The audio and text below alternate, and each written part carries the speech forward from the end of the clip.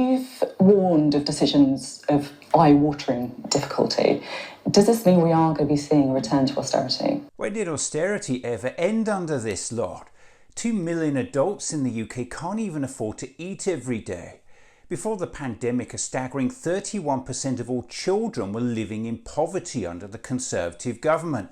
This lot have been responsible for soaring food banks, homelessness, falling life expectancy, fueled poverty, the decimation of our legal aid system, millions of workers living in poverty, a welfare safety net that's been systematically eroded, wage stagnation, rising inequality, soaring child poverty, the gutting of local authorities, and most lately they've managed to deliver the highest inflation in 40 years, the biggest drop in living standards since 1956, and the biggest fall in wages since records began. We're also a compassionate country.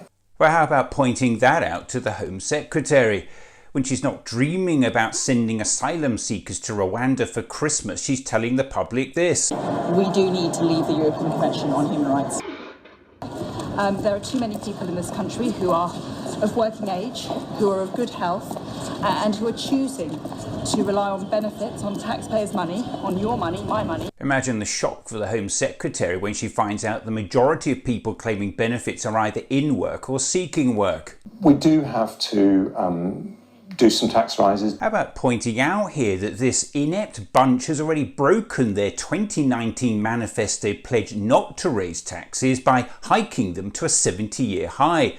Don't just take my word for it. You made millions pay more in income tax by changing the thresholds. You have dragged very low earners into the 20% tax bracket, and before they didn't pay any tax. We currently have the highest tax burden in this country that we've had for 70 years. Well, we've had some very big shocks, as you mentioned, a once-in-a-century pandemic, now the situation in Ukraine. How do you not point out here that the UK has also uniquely suffered Brexit, which the OBR says will inflict double the damage on the UK economy that the pandemic did?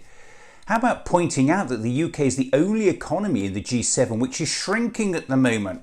That Brexit has contributed to UK trade performance falling to its worst level on record, business investment trailing other industrialised countries, and lost output estimated to be worth about £100 billion a year.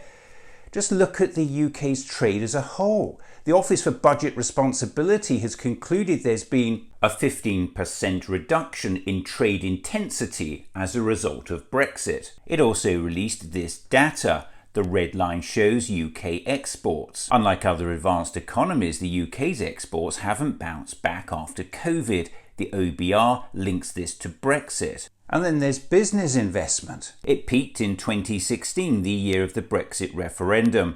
It's never returned to that level. Then there's the value of the pound. The strength of the dollar has lowered the value of currencies around the world, but the pound has fallen considerably against the dollar since the Brexit referendum in 2016. Even Larry the Cat knows a weaker pound makes imported goods more expensive, which in turn has contributed to inflation.